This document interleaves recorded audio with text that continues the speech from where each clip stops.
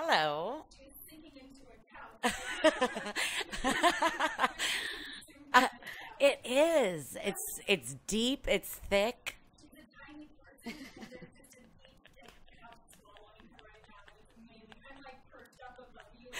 Yes. I feel like I'm a baby bird in a nest, and you're gonna spit worms in my mouth. Yes.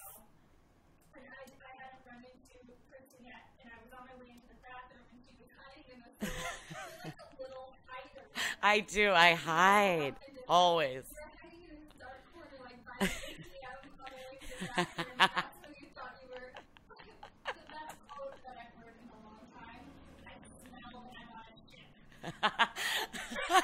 I said, "Do I?" You're like, "Why are you sitting over here?" And I said, "Well, I think I smell," which I didn't. You said. So that was a rational fear. And then I thought it felt like a ship. The hotel felt like a ship, and I was hiding behind an ATM. Yeah. Oh my gosh. Well, so like so much.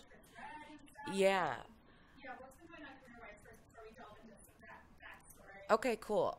Career-wise, I've been doing stand-up for almost 10 years now, and it's going great. I mean, I just was touring with Chris Red on who's on SNL, and he took me all over. We went to like Canada and Maine, like Arizona, just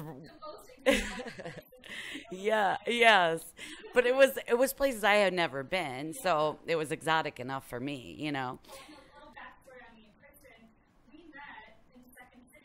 Yeah. Yeah. We were in class A1, baby. Yeah, A. Level A, right? Yes.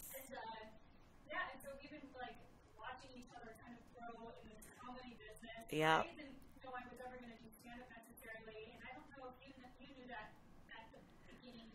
I knew, you know what?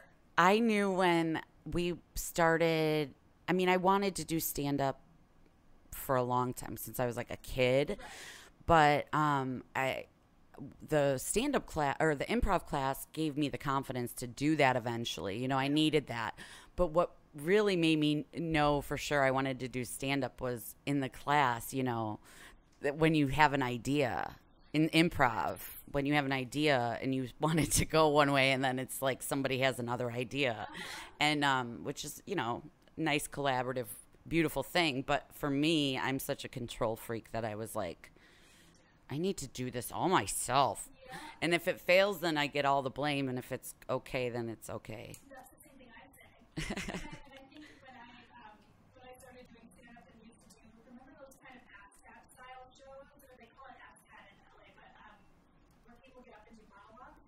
Okay.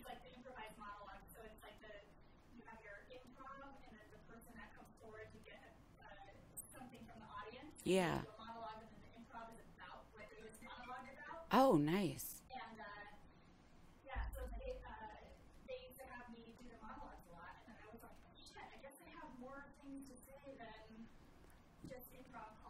Yeah. Totally. And I use it all the time, because I don't use a set list. I never plan what I'm going to say until I'm on stage. And so that's all from the improv training, I think, and just background or whatever. That's just how I operate. And it helps with crowd work. It helps with things that just happen. And you have to, I always just address what happens, what's happening.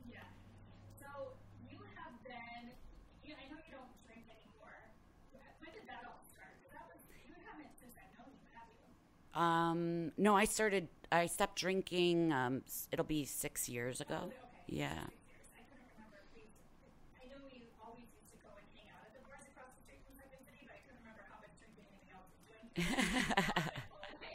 Yeah, you were. You were the ringleader of the drinking at that bar, Corcoran's. Yeah. Prince and Wells on Wells. Yeah, yeah. But what spurred the some of that? Because I want to go into the backstory of Yeah. what your role modeling situation is. Yeah. So I drove my car like into a McDonald's drunk. Into the building. Like into the ditch right by the build, like by the drive-through sign. Yeah. And then yeah, it was like a horrible thing, but there was a bunch of horrible things that led up to this final thing. And usually in my life, I've been able to talk my way out of trouble. And that was one time that I couldn't. And so, You're like, no, that's not my car. well, I try to joke with the cop. I did say, well, it did say drive through, and like trying to joke about it. And then I tried, my dad was a cop. I should know better, and which he was. But that didn't work. And it was like, no, you're actually going to have to deal with this. And so, yeah, I don't know. I was just kind of like done with drinking after that. Yeah. Was that a big? Because I feel like that was for a lot of people that I talked to on this podcast. Those kind of moments are big turning points into their comedy. Do you feel like that Oh my God. spurred into something new with you in comedy? Totally. Like, up until then, comedy and drinking were so intertwined that it was hard to tell what was motivating me. Dude, I can relate to that. Well, because when I used to live in Chicago, I used to drink, before shows. Yeah. Now I really don't. I might like have a beer or two. I'll drink after shows. Yeah. I still enjoy drinking a lot. Yeah. But I mean, I feel like it is a crutch for a lot of people when they first start because Totally. you're like, I'm just gonna party and this is just fun. Well, and you almost need it. Like, you need it to get up there at first, liquid courage and whatever. And then it does become a crutch. And when I quit, I was so scared to try it again or try it for the first time. It felt almost like totally sober. Yeah. And I did that for a couple of years. Then I started smoking pot, which is what I do now. And now it's to the point where I like to like push it on stage because I don't know what I'm going to say. And I like to feel like it could all fall apart at any second. So I'll eat an edible and I'll time it so like it hits like when I'm on stage and I'm just like out of my mind. Like I want to be as much out of my mind when I'm up there as possible and just see what I say. The edible situation, I think, is why you thought you smelled it for on. Yeah. See? And it was funny, right? Because I'm I want to be an idiot all the time. Like I try to be as like just empty-headed and kind of like let your soul speak. See what because I'll listen to my set sometimes after and or I laugh at what I said because I can't believe I said it. Like I can't believe that came out of my mouth. Oh my gosh, what did I say the other day? I kept saying, get your clits out of your asses. I don't know why I said it, but it became a mantra. Like I said I was going to run for president in 2020 and my slogan was get your clits out of your asses. Then I said, I'm the monster your pink hats created. Like all your pink hats sewn together made this. Oh my God. And I don't know where that came from at all. Was that here? Girl, I don't even know. Could have been on a ship. Who knows? No, I want to hear. I love hearing about because we have known each other for a long time, but there's been this gap of time Yeah. we haven't really gotten to spend together because I've been in LA for 7 years. Yeah, wow, 7 years already. Yeah, isn't it crazy? Dude. It feels like Can you hear me? Because I can't hear myself. yeah, Okay. it's totally great. Whenever I come back to Chicago, it just feels like cozy. It doesn't necessarily feel like home anymore. Yeah. Because I haven't lived here for so long, but it still feels Familiar. familiar, and I just appreciate audiences in every city for a different purpose. Yeah. Which I would totally get. Yeah. But whenever I come here, I'm like, oh, these people are like my buddies. Yeah. You know? You know, after just touring, there is something about it's the different. There is a difference here, in Chicago, and it's for me. I don't know why, but it feels more authentic when I'm getting laughs. I feel like it means something more than when I was touring. It felt like I was getting. I didn't. This sounds terrible, but I didn't trust the laughs, and that could be just my head, but like that's how it felt. Earlier, speaking about LA, because I love living in LA, and I love going to New York as often as I do for completely different reasons. And I like Chicago, I just appreciate it. But LA, sometimes, LA is a spoiled city as far as entertainment. Oh yeah. By that I mean everybody that's famous lives there. You see people all the time. If you're watching comedy in a comedy club, anybody that's a big thing ever could pop in, whatever. Yeah. So LA audiences are kind of more like, eh. Sometimes they really want to be there. Sometimes they were like, I didn't have anything else to do at the comedy club, so I was going to bring tickets out. Right, You know what I right, mean? yeah. So it doesn't always feel like, where I feel like here, like my friends that come out even make a whole night of it, and they like want to see out. I feel like every time I've done performing here at like Laugh Factory, Uh-huh. that I want to just drink, have like beers with the audience afterwards. Yeah. You know? Well, this place is so special, and you know, it's helped me grow as a comic because it's a showcase style club with no name comics performing for sold out crowds. I mean, you can't get that really anywhere else without, you know, drop ins and And good, like everybody's really good. yeah. And it's just, it's real, you know? Are you on the show tonight? This is going to air. Um, So I guess it really doesn't matter. So the next time. I might. I don't know. I almost got it. This is a bad role model thing. I almost got an impulsive tattoo yesterday that says, I might. Ooh, I like that. Because I say I might all the time. And I might still get. Might get the tattoo. Yeah. That's like my soon tattoo. I have a tattoo that says soon. Oh, It's my favorite word. yeah. I feel like, you know, when are you going to do this? Soon. Soon. Yeah, it's still like a positive word. Yeah. It's not like a no or a yes. It's like eventually. Yeah, same like I might. Yeah. You know, like because if I feel like it, I will. Our tattoos can be Maybe. soon. Yes. I might.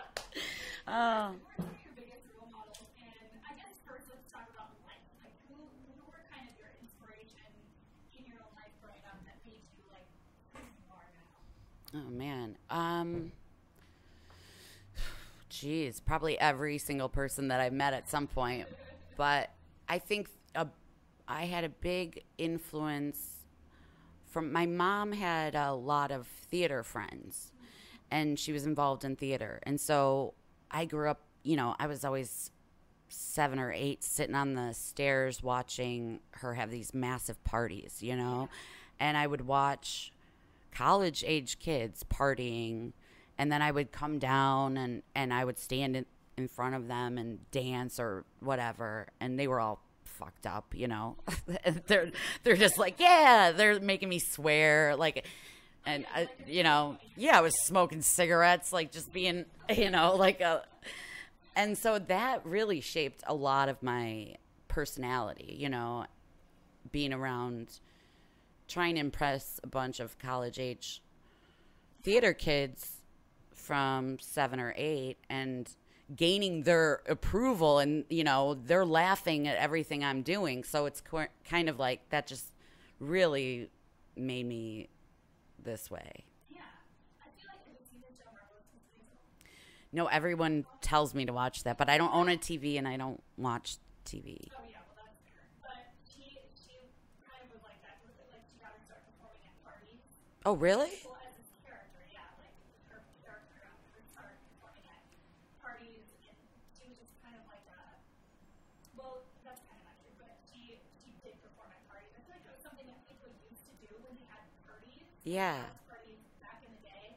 Everybody would dress up nice, and people would entertain each other, like really entertain each other. Yeah. You know, instead of doing like begging. Right, like it used to be like, you know, the girl would get up and play the piano in the parlor or whatever, right? But I feel like you, being a kid, I could see you like being kind of that person. I was, you know, I was always trying to get attention, and yeah, rebelling, always getting negative attention. I prefer negative attention, I think, at my core. I can handle negative attention. Man, I was just talking about this the other day. When I was 2, yeah. I had no conscience till recently. I bit a chunk out of my brother's stomach, and the doctor was like, "Who did this?" And I was like, "Me." And like, no remorse at all, just none.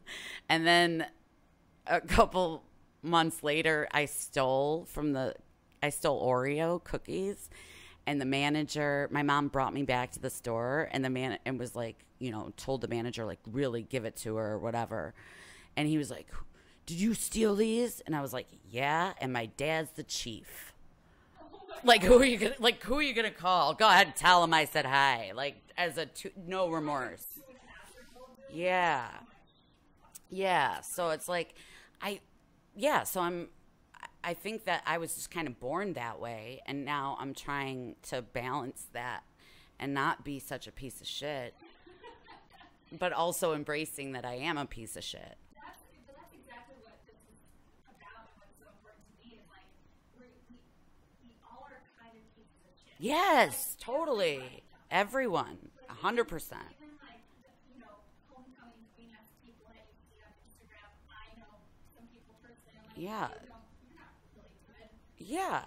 Nobody's, all the way good. No, and I think it's more fun that way because then when we do fuck up in life, or when we do fuck up, because like career fuck ups happen, like fuck ups just happen. Yeah. I don't want people to be surprised when they find out I fucked up. Right. Like, oh yeah, well, I told you guys for years that I fuck up all the time. So. Well, and I think that that's such a it's really important to talk about that, right? Especially now, because for some reason, artists and entertainers get held to this higher standard than the people running the country, it seems, as far as like, you can't say like, if you say the wrong thing, then everything's over for you. And it's like, fuck that. Like, everyone says stupid shit. You're allowed to say stupid shit. You're allowed to be an asshole. And you're allowed to think stupid and ignorant things. And there's nothing, illegal, that you shouldn't be punished for thinking or saying something. Exactly. I mean, you just have to, there's tact that you gain over time.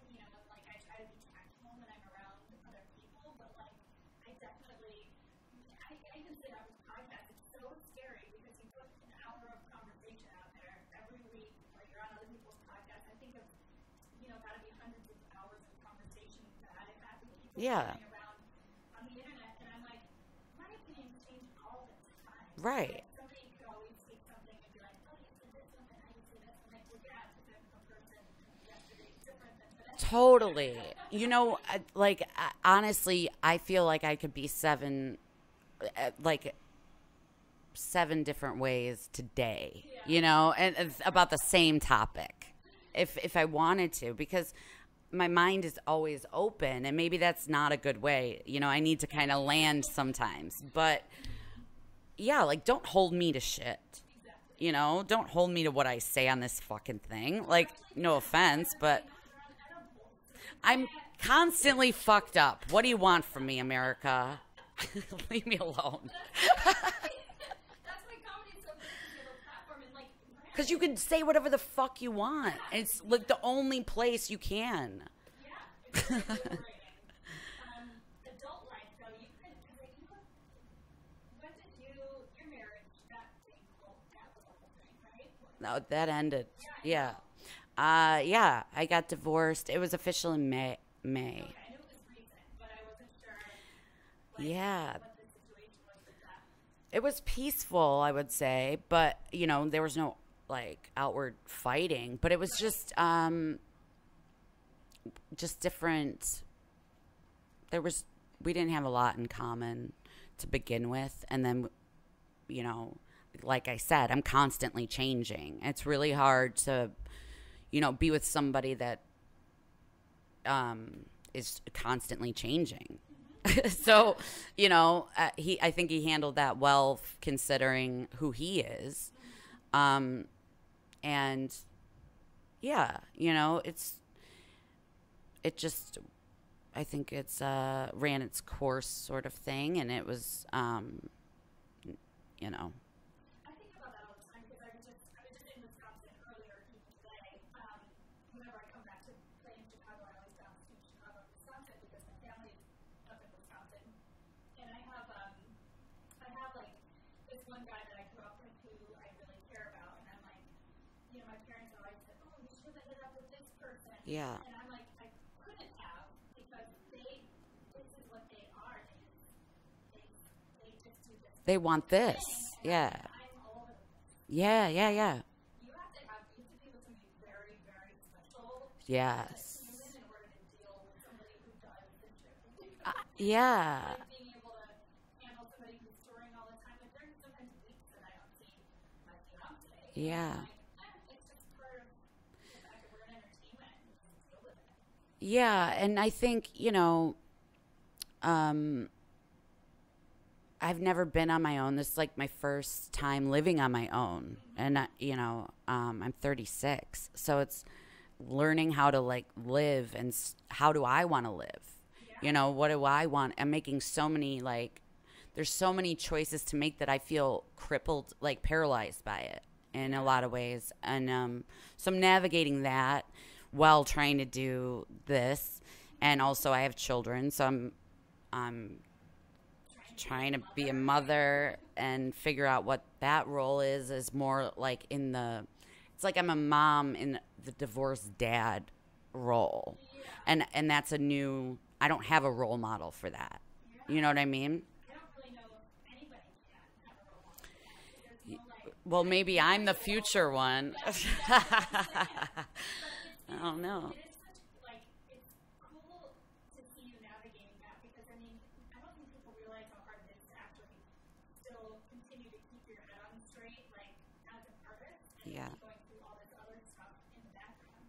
Mm-hmm. Do you feel like, how has all these changes in the last couple of years even just affected the way that you write comedy? Well, I took some time off. I tried to quit comedy to save to just live that life. And that didn't work at all. That failed. Right, because it's not who I am. And the whole thing here for me is that I'm really trying to figure out who I am at my core and what is, I'm tired of pretending, I'm just exhausted by bullshit, and so I'm trying to become honest, but there's so many layers, like the lies you tell to yourself that it's you can really kind of lose yourself trying to get honest. Yeah. Yeah. When you're full of shit, I guess. I think everybody has different chapters, of course. So I'm figuring I've been navigating that in my engagement, which sounds weird because it should be a really good time of your life where you're okay, I had it all figured out. I'm gonna marry this person. For me, it was everything that I ever was harboring about how I looked at marriage and relationships. All comes to a head. Yeah. Vomited out of my body. Yes. I don't want to do any of this. I don't want to do any of it. And I just completely have rebelled against the idea of marriage. And we had, called off the wedding at one. And it was supposed to be. Oh, wow. It was supposed to be the weekend that I was in JFL. Wow. Yeah. And so now we're navigating what next year looks like, and it's been a whole crazy roller coaster. So Man. I completely get it, and I don't know if we ever really figure ourselves out, but I think getting the shit hitting the fan is a really good thing because I feel like it's made me have to really figure out what I want. Yeah. And I think we all have to go through that. Yeah, and I have no clue. I really it's terrifying how little plans I have. I really don't even know what I'm going to eat ever. Yeah. True. True. I I need a little bit of feel like I'm sort of free falling or free floating, just kind of floating, floating on this river life. On the ship. I am. I'm on a. You know what I was thinking? I had a stupid high thought. Like, what if? No, I'm not even gonna say it. No. All right. Like, I was. Okay. Do you think that a fish knows it's in water? Maybe we are all underwater. Maybe the world is water. It's water world. And then there's humidity. You know, if you think about the science behind it. I don't know. It's so humid in Chicago right now. That, see? That's what I mean. Yeah, but less still is, you know. So who knows? But it's just a weird way to look at things. Then flying is like swimming. Anyway.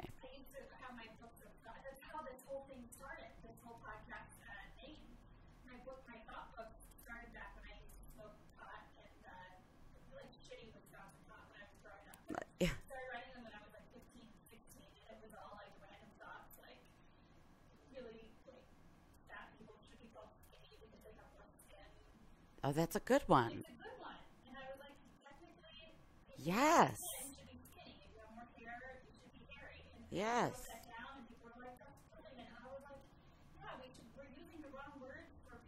For everything.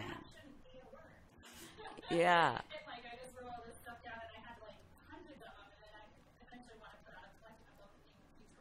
That's awesome. Yeah, I like to think about weird, random things. Yeah.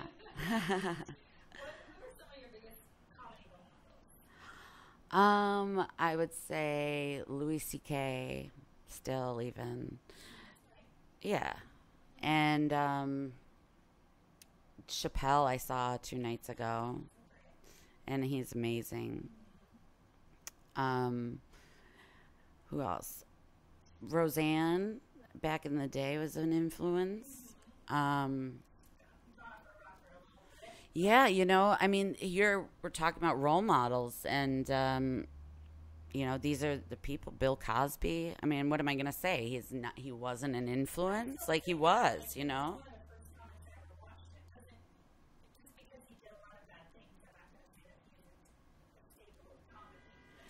Right. It's hard. It's such a new thing now that it's because it's not just one person. It is a bunch of people. Yeah, so it's like, what do you do with that information? Does that discredit everything that they've been? It's almost like when you're a fan of someone, they become a part of your life, the soundtrack to your life, or the, companion. You're watching their shows and their videos. And so it's like, so then it's almost like that's tainted all of those childhood memories.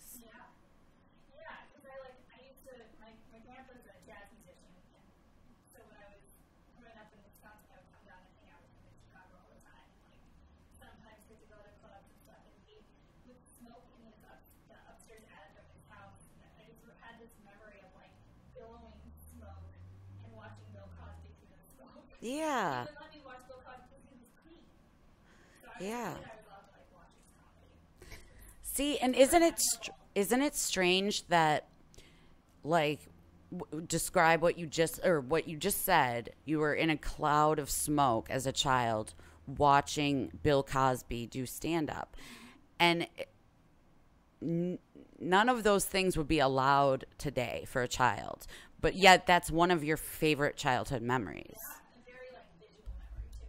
Yeah. Right. So that kind of goes with, the theme of, like, it's okay to have that dirty sort of grime to things, because it's what really, at the end of the day, it's what sticks. So, yeah, I don't know. No, women are no. I can't. My mouth wouldn't even say that out loud. I tried. No, and people ask me that all the time too. They're like, "Who are the women that you like?" And I'm like, I don't know. I mean, I kind of looked up to a lot of male comics more just because that. Stand up wise, you mean? I mean, obviously, like Lucy was a huge influence on my life. Carol Burnett, yeah. And then Paula Poundstone I saw live when I was young, and she was amazing. She did crowd work for like an hour, and I sat on a catwalk and watched her from above. I snuck in, and then it was incredible. It looked like magic, you know, how she was just going back and forth with the crowd, and like she didn't know what they were going to say. And she was so quick and sharp, and it was beautiful. And so that really, you know, probably summed it up right there.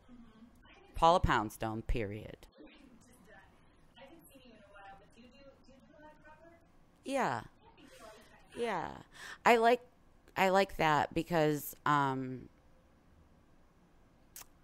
just liked the connection. Mm-hmm. Yeah, I agree. So it took me a while to figure out that I was a storytelling comic. You know, like it didn't happen originally. My pizza's here. It took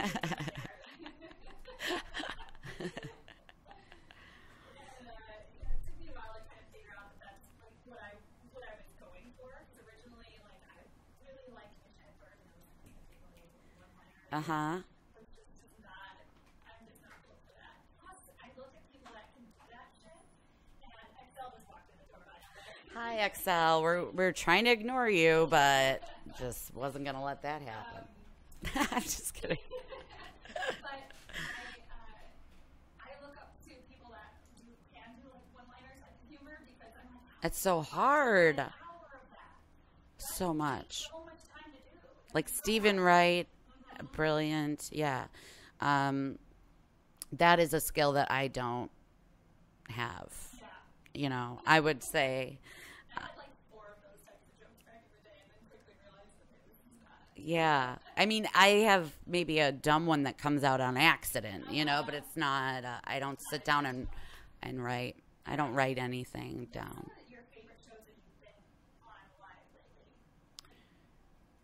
Really memorable road gigs, like Loving Chris? Yeah, well, I just did the Chicago Theater, which was a dream. That was that place is so gorgeous, and just being on that stage in front of 3,000 people, that was the largest crowd. And I went out cold, you know. Nobody knew that I wasn't on the bill or anything, and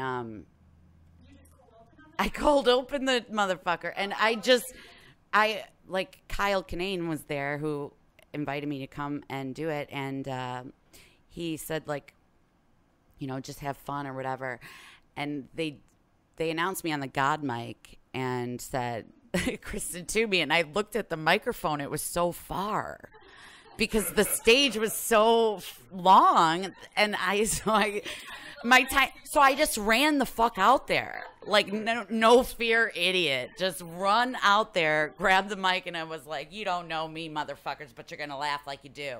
Like, and they had a Beyonce fan on me. It was great. Oh my God. Yeah, it was fun. And I was like, afterwards, I was like, I should have been nervous. I might be a sociopath. I don't know. But I wasn't nervous. Yeah, no, I mean, I don't think, like you said, I mean, I think a lot of the improv background really helps with that stuff. Because you're like, well, whatever happens. Fuck it. Fuck it. Sometimes I say, you know, like I sit in a bomb. Like I'll say something really dumb and I'll just sit in it and make us all sit in it for a second. We're all just going to sit in the dumb thing I just said and feel that. Just, it's something to feel, you know? Who cares if it's good or bad? At least it's something. Yeah, exactly. Have you performed overseas at all? No. No? I'm about to. This is the one thing that has always made me nervous, and that's why I was like, I have to make myself do it. But I just booked doing Scotland and Edinburgh? in the fall. Dope. Yes. How much time do you want to do it? I was like, well, this is how much I can do, and then let's cut that down in half. Because I failed really miserably. I don't want to fail for You're like, I only do 90 minutes. I have 10 minutes of material. Yeah, exactly. So I was like, let's give me a soft cushion, and then if it's going well, then I'll just. That's awesome. But, yeah, I have no idea what to expect because I don't know if you like. I have met some Scottish people who I can't even understand. Yeah. And I'm like, am I gonna even make fun of it? Just assume you're not going to be. And then if you are, you're going to be so happy. I'm just gonna have to drink a lot before I. This is only Yeah. one thing that I have to do is drinking a lot before. Yeah. Yeah. So this episode's gonna be coming out 7 days, like September 18th. Okay. What do you have coming up after that you want to plug? Let's see. The end of this month. Oh God, I don't know the name of the festival. It's in Urbana, Illinois, down south. If anyone hasn't been to the southern part of Illinois, it is a treat. Yeah. There's corn and fields and a lot of soy. Soy, so stinky, by the way. Yeah. The caterer, I came to the caterer, and it was just like the most foul-smelling place. Yeah. I'm so sorry for the caterer. But I kind of like the caterer. they probably don't know, just like we don't know we're in water. They don't know that it smells there. They actually live Yeah, it's like if you live by a landfill, you don't smell it anymore. Yeah, and you go to other places and you're like, what is No, people come to you and they're like, ew, you live here? And you're like, what? It's my house. It smells like soup in here.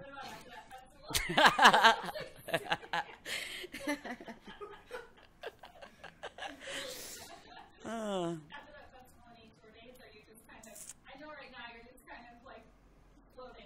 Yeah. What am I doing? I don't know. Layered question, what am I doing? Yeah, what am I doing? I did decide to stick around Chicago for the time being, like less touring and just kind of stay in the Midwest. Because fuck everywhere else. No, I'm just kidding. Just because I like I said earlier, I feel like when I'm working on a new hour, and so I feel like this is the place to write it. For sure. Yeah. For sure it is. Can't write it on the road. It was You have to do polished stuff, more so. well, for me it was because of the feedback, like I kind of mentioned earlier. I felt like I can judge a Chicago crowd on their feedback and build the hour based on that feedback. But if I'm moving all around, you can't get a read on what you're saying, So that was that. What do you think you want to accomplish next besides your hour? Let's throw some things out into the ether to see if they stick. Ooh. I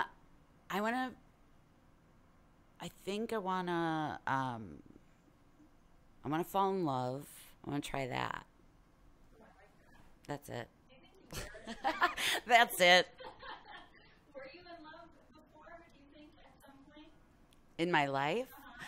That's a good question. I don't know. I think some people get married and they don't really know. I don't know that I think I have thought that I've been in love, but I think now I'm just learning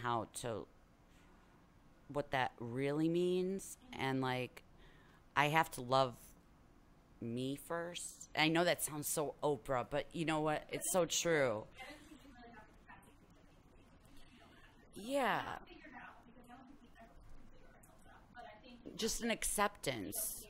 everything about what you are. Yeah, it's just a self-acceptance. Exactly, dude. Yeah, like I haven't dated anybody. It's been like a year, and yeah, man, I can't even. That's a whole other podcast. Yeah, it's hard to get dressed. It's hard to get dressed, let alone deal with somebody else, right, for the past year. So, yeah, I don't know. I might add somebody else into the mix and see what happens. Your ideal situation for your hour when you actually have it all practiced.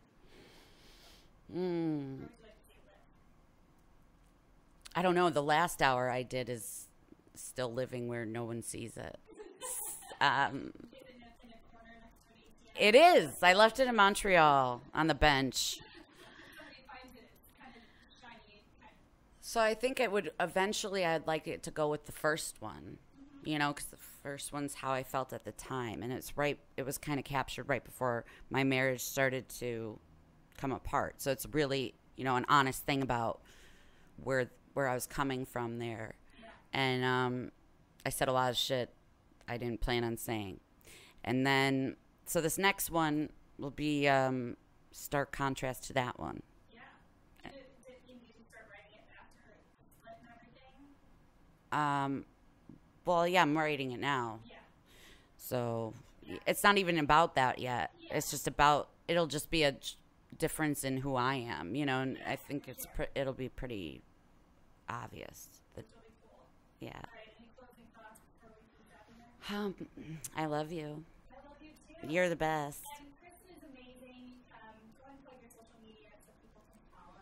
Oh, I am on Instagram at Kristen Toomey, just my name, MEY, and Twitter the same, and Facebook same, but I really only fuck with Instagram. I know. What happened to everything else? It's garbage. It's all garbage. And I, of course, am at NPH Comedy. The podcast is at Future Role Model. And you can follow my network at Comedy Pop-Up or at CQ Podcast. And Laugh Factory is at Laugh Factory_shy because they're being lovely enough to let me use their studio. Yay. To take 2 special episodes with homies of mine back in the city that started my comedy career. Yes.